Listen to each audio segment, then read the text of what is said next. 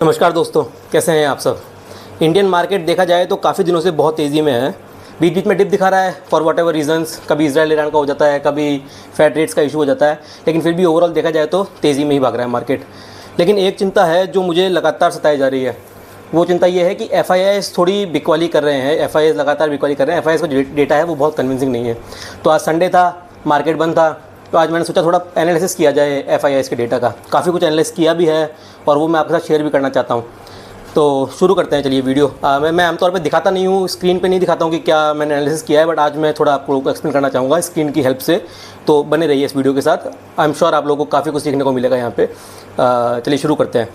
तो सबसे पहले जो मैं दिखा रहा हूँ आपको, ये डेटा है करीब FIIs का डेली की बिकवाली का, इस महीने की। अगर अप्रैल के डेटा की बात की जाए तो अप्रैल में आप देखेंगे 1 अप्रैल से लेकर 26 अप्रैल के बीच का डेटा है, और इसमें करीब पहले 6 दिन 7 दिन, इसमें केवल 3 या 4 दिन है जिसमें इन्होंने ख़रीदारी की है, बाकी लगातार इन्होंने बिकवाली की है। Overall every day they have sold. और जब उन्होंने सेलिंग की है तो उन्होंने बहुत हाईवी इंटेंसिटी की है। आप देखेंगे 3,000 करोड़, 3,500 करोड़, 8,000 करोड़ की भी है एक दिन, 4,500 करोड़ तक की बिकवाली है। एंड जब बाइंग की है तो इन्होंने बहुत ही कम इंटेंसिटी की है, 129 करोड़ की, 2700 करोड़ की, 1600 करोड़ की। तो जो बिकवाली जो खरीदारी है उसमें दम नहीं है, लेकिन बिकवाली में बहुत हैवी बिकवाली हो रही है जब भी हो रही है। तो कुछ तो कारण है कि FIIs जो है वो टोटली नेगेटिव हो गए हैं। तो एक तो ये पॉइंट है। इसके अलावा मैं थोड़ा हिस्टोरिकल डेटा एनालाइज करने की कोशिश की, तो हिस्टोरिकल डेटा मैं आप लोगों को एक्सप्लेन करता हूँ। तो हिस्टोरिकल डेटा में ऐसा है कि जैसे मान लीजिए ये अप्रैल का महीना है, अप्रैल के महीने में 36,000 की इन्होंने बिकवाली की है ओवरऑल। अभी भी 2 दिन बचे हुए हैं, अभी ऐसा नहीं है कि दिन पूरे हो गए हैं, तो 2 दिन अभी भी पेंडिंग है। तो ये ऑलमोस्ट अगर 3,000 का एवरेज माना जाए तो ये करीब 42,000 के आसपास तक जाएगा ये डेटा, जो कि बहुत हैवी बिकवाली हो गई है एक महीने के हिसाब से। इस इंटेंसिटी की जो बिकवाली हुई थी वो आखिरी बार हुई थी जैन 2023 में। आप देखेंगे 41,000 का जो डेटा है, तो दिसंबर, जैन और फेब में बिकवाली हुई थी अच्छी खासी, और उस टाइम पे करीब 41-42,000 की इन्होंने बिकवाली की थी। इसके अलावा रिसेंट मंथ्स में इन्होंने की है बिकवाली। तो ऐसा लग रहा है कि जैन के बाद से 2024 से कॉन्फिडेंस FIIs में आया नहीं है इंडियन मार्केट के अंदर, और इंडियन मार्केट में वो लगातार बिकवाली के मूड में है। लेकिन इस इंटेंसिटी की जो बिकवाली है वो थोड़ी चिंता का विषय है मेरे लिए, इसलिए मैं थोड़ा सा एनालाइज करना चाह रहा था इसको। यहीं पे आप देखेंगे, अगर DIIs की बात करेंगे तो DIIs ने साथ नहीं छोड़ा इंडियन मार्केट का। DIIs पिछले 8 महीने से लगातार खरीद रहे हैं, एंड जो इंटेंसिटी है खरीदने की वो बहुत अच्छी है। 12,000, 26,000, 25,000 crore, 56,000 crore. 56,000 crore and 42,000 crore is very high number when it comes to DIIs। DIIs थोड़ी सी कम ही करते हैं आमतौर पर खरीदारी एज़ कम्पेयर टू FIIs, लेकिन यहाँ पे बिल्कुल टक्कर की खरीदारी कर रहे हैं ऐसा लग रहा है इस मार्केट में। तो ये थोड़ा सा कॉन्फिडेंस देते हैं, लेकिन FIIs का जो कंप्लीट एग्जिट करने का जो एटीट्यूड है या जो कल्चर आ गया है अभी रिसेंटली, उससे थोड़ा सा डर जरूर लग रहा है। मैं आप लोगों को बताना चाहूँगा इस टाइम में क्या हुआ, दिसंबर से लेके फेब के बीच में क्या हुआ था लास्ट टाइम जब मार्केट गिरा था। तो ये चार्ट है निफ्टी का। निफ्टी में अगर आप ये देखेंगे तो जो मैंने रेड मार्क किया हुआ है वो है दिसंबर से लेके अप्रैल तक का डेटा। तो इस बीच में आप देखेंगे तो कम्प्लीटली जब FIIs निकलने लगे तो ये कम्प्लीटली डाउन ट्रेंड में चला गया। करीब 11% की डाउन ट्रेंड दिखी है मार्केट में। ये वापस अप ट्रेंड में तभी आया है जब स्टॉक मार्केट में FIIs की एंट्री हुई, ढंग से एंट्री हुई। FIIs ने वापस खरीदारी थोड़ी सी स्टार्टिंग मतलब थोड़े दम लगा के खरीदारी शुरू करी। तो मार्केट ऑटोमेटिकली रिएक्ट करता है, जैसे जैसे FIIs बिकवाली करेंगे मार्केट रिएक्ट करेगा। देयर इज़ नो वे कि FIIs का जितनी बिकवाली है अगर वो हैवी इंटेंसिटी से बिकवाली करते हैं तो उसे कंज्यूम करने का कोई तरीका नहीं है। DIIs भी लिमिटेड वे में कर सकते हैं, रिटेलर्स भी लिमिटेड वे में ही कर सकते हैं, लेकिन FIIs तो बहुत इंपॉर्टेंट पिलर हैं, और इसीलिए मैं थोड़ा सा कॉन्शियस हो रखा हूँ अभी कि क्यों ये लोग बार बार इंडिया से बाहर भाग रहे हैं। एंड अगर वो 1 आध दिन की बात होती तो कोई बात नहीं थी, जैसे मैंने दिखाया आप लोगों को। इट्स नॉट जस्ट 1 डे का डेटा, लगातार पूरे महीने इन्होंने बिकवाली की है, तो ये थोड़ा सा कंसर्न की बात है।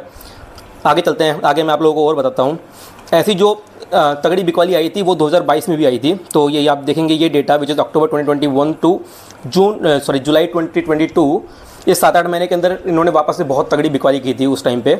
और यहाँ पे आप इंटेंसिटी ऑफ सेलिंग देखेंगे तो बहुत और भी ज़्यादा है। ये 58,000 का नंबर है, देन 54,000, करीब 46,000, 43,000। तो अभी जो हम लोग देख रहे हैं 42,000 जो हमें बहुत ज़्यादा लग रही है, ये उससे भी ज़्यादा बिकवाली हुई थी उस टाइम पे। And at that point even DIIs were not able to match. DIIs ने बाइंग की थी 50,000 के आसपास, 46,000 के आसपास, but it was not as at par with what FIIs were selling. तो वो इसको मैच नहीं कर पा रहे थे, जो भी FIIs मार्केट में छोड़ रहे थे उसको ये लोग कंज्यूम नहीं कर पा रहे थे। एंड दैट्स वाई इस टाइम पे भी काफ़ी डिक्लाइन हुआ था, मार्केट खूब नीचे गिरा था, वो भी मैं आपको चार्ट में दिखाता हूँ। तो यहाँ पे जो रेड मार्क है, यहाँ पे आप देख लीजिए कि ये अक्टूबर 21 से लेके जुलाई अगस्त 2022 तक का डेटा है। और यहाँ पे आप समझिए कि किस तरह से ट्रेंड को किस तरह से एनालाइज किया था, ये भी आपको इस चार्ट के थ्रू दिखेगा। तो आप देखेंगे तो एक कांस्टेंट डाउन ट्रेंड में है, एक अप साइड लेने की कोशिश करी मार्केट ने, ये निफ्टी का ही चार्ट है, वापस से फिर वापस डाउन ट्रेंड में आया। ये जो हाई है इस हाई को इस हाई के बराबर नहीं ला पाया, तो ये डाउन ट्रेंड में चला गया काइंड ऑफ। फिर ये नीचे तक गया, यहाँ से वापस रिवर्सल की कोशिश करी, लेकिन यहाँ वापस से एक हाई बनाया, लेकिन इस हाई को नहीं तोड़ पाया। देन वापस से नीचे आया, नीचे आने के बाद फाइनली यहाँ पे जाके काफ़ी देर तक सेटल रहा, और वापस मार्केट में तेज़ी तभी बनी जब वापस FIS ने एंट्री करी। तो बिना FIS की एंट्री के मार्केट में तेज़ी बनना बहुत मुश्किल है। बट अब की बार क्या हो रहा है, जो मैं इंपॉर्टेंट पॉइंट अब बोलना चाह रहा हूँ इस एनालिसिस के बाद, वो ये है कि अब की बार मार्केट गिर नहीं रहा है। अगर आप इस बार का चार्ट देखेंगे तो ये अब की बार का चार्ट है, which is till current date Monday 29 April, जो कि कल आने वाली है अपने 23 जैन से लेके। तो अब की बार मार्केट गिर नहीं रहा है। अब की बार मार्केट ने अच्छा खासा अप ट्रेंड दिखाया है, बीच में थोड़ा सा सेटल हुआ, फिर अप ट्रेंड दिखाया। ये जो डिक्लाइन है ये इजराइल की वजह से था, उसके बाद वापस से अप ट्रेंड दिखाया और अब 23,000 तोड़ने को तैयार बैठा है मार्केट। तो अब अभी मार्केट जो है FIS की बिकवाली के बावजूद भी बहुत स्ट्रांग है। अब यहाँ पे इसीलिए चिंता है क्योंकि यहाँ पे मार्केट रिएक्ट नहीं कर रहा है, even though FIS are reacting, and there is something which FIS know, जो हम लोगों को नहीं पता, and that's why they are being reluctant to enter into Indian market. वो क्या रीज़न है वो हमें भी नहीं पता। आई डोंट थिंक हम लोगों को बहुत आउटस्टैंडिंगली घुसना चाहिए मार्केट में, कुछ ना कुछ कंसर्न डेफिनेटली है।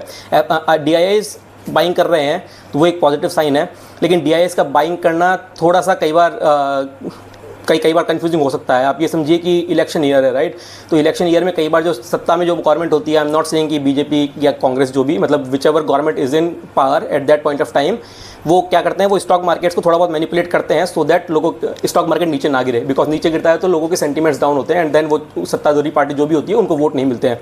तो they try to keep the sentiments up, and that's why they try to keep the markets up, right? तो यहाँ पे ऐसा लग रहा है कि यहाँ पे कुछ मैनिपुलेशन है, और इस मैनिपुलेशन की वजह से DIIs एंटर किए जा रहे हैं बिकॉज ऑफ गवर्नमेंट प्रेशर और वॉट एवर। बट FIS को समझ में आ गया है, कुछ ना कुछ उन्हें कंसर्निंग लग रहा है, और उन्हें लग रहा है कि इंडियन मार्केट्स ओवर वैल्यूड है, और इस चक्कर में वो लोग मार्केट से बाहर हो रहे हैं।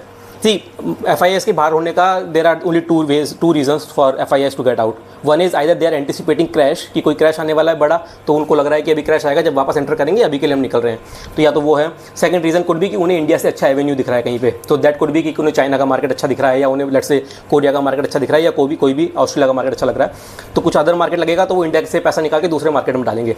यहाँ पे थोड़ा दोनों तरफ के पॉइंट हो रहे हैं, लेकिन मुझे लगता है फर्स्ट पॉइंट जो है वो ज़्यादा सिग्निफिकेंट है। यहाँ पे फर्स्ट पॉइंट ज़्यादा सिग्निफिकेंट इसलिए है क्योंकि उनको अभी जो अनसर्टेनिटी है मार्केट में, उन्हें लग रहा है कि वो अनसर्टेनिटी है बिकॉज ऑफ चुनाव, है ना? तो चुनाव के चक्कर में वो उस अनसर्टेनिटी को खत्म करना चाह रहे हैं, उसके बाद वो वापस से मार्केट में एंटर करेंगे। दूसरा जो पॉइंट है कि अगर उन्हें दूसरे एवेन्यूज़ मिल गए हैं, तो मुझे लगता है दूसरे एवेन्यूज़ भी मिले हैं उन्हें, विच इज़ बेसिकली गोल्ड में चले गए हैं, वो लोग बॉन्ड में चले गए हैं, बिकॉज बॉन्ड यील्ड्स थोड़ी बहुत बढ़ गई है। हो सकता है वो क्रूड में इन्वेस्ट कर रहे हो, क्योंकि जियोपॉलिटिकल सिचुएशन थोड़ी सी टफ हो गई है, इस चक्कर में वो लोग हो सकता है दूसरी जगह पे लगा रहे होंगे पैसा। बट इंडियन मार्केट को छोड़ के वो चाइना के मार्केट में जा रहे हो या किसी और कंट्री के मार्केट में जा रहे हो, उसके चांसेस बहुत कम है। तो इतना ज़्यादा सेलिंग हो रही है, वो इसलिए हो रही है क्योंकि हमारे यहाँ पे अनसर्टेनिटी है अभी बिकॉज ऑफ द गवर्नमेंट। अब आप ये समझिए कि इवन दो गवर्नमेंट रिपीट हो जाती है, डजेंट मीन कि मार्केट बहुत तेज भाग जाएगा, क्योंकि ऐसा हो सकता है कि मार्केट ऑलरेडी ओवर वैल्यूड है। तो FIIs नो कि गवर्नमेंट रिपीट होने वाली है, दे नो कि क्या सेंटीमेंट है देश के अंदर, हो सकता है government, most probably government repeat हो जाएगी, लेकिन even then they are exiting. So they know for a fact कि अभी जो भी वैल्यूज़ हैं या अभी जो भी निफ्टी है, अभी जो भी मार्केट है, वो थोड़ा सा इन्फ्लेटेड है, and at some point it will start crashing.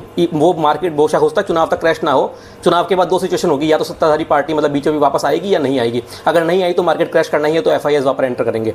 और अगर आ भी गई, BJP वापस आ भी गई, तो भी एक बार के लिए मार्केट डाउन होगा। वो इसलिए होगा क्योंकि अभी जो नंबर्स हैं, अभी जो दिख रहा है ना कि मार्केट लगातार भागता जा रहा है, वो कहीं ना कहीं ओवर इन्फ्लेटेड है। तो FIIs के थ्रू हम लोग ये नॉलेज ले सकते हैं, ये इन्फॉर्मेशन ले सकते हैं, एंड बी अवेयर कि अभी हमें ऑल इन नहीं होना है, मतलब मार्केट के अंदर। अब मार्केट में 2 महीने बचे हैं करीब, अप्रैल ऑलमोस्ट पूरा हो गया है, मई बचा हुआ है, जून में रिजल्ट आ जाएगा, जून के फर्स्ट वीक में रिजल्ट आ जाएगा। तो अगले 1 महीने के अंदर आप कोई भी नया पैसा मत लगाइए। This is what my advice would be. जो आपने ऑलरेडी डाल रखा है उसको एग्जिट भी मत कीजिए, क्योंकि मार्केट ऊपर चढ़ने के लिए तैयार बैठा है। तो आप अभी की अपॉर्चुनिटी मिस नहीं करना चाहेंगे, ना लूज़ करना चाहेंगे, तो अभी का जो है जो तो रहने दीजिए। कहीं पर प्रॉफिट बुकिंग का ऑप्शन है तो प्रॉफिट बुकिंग करके अपना पैसा थोड़ा सा सेव कर लीजिए।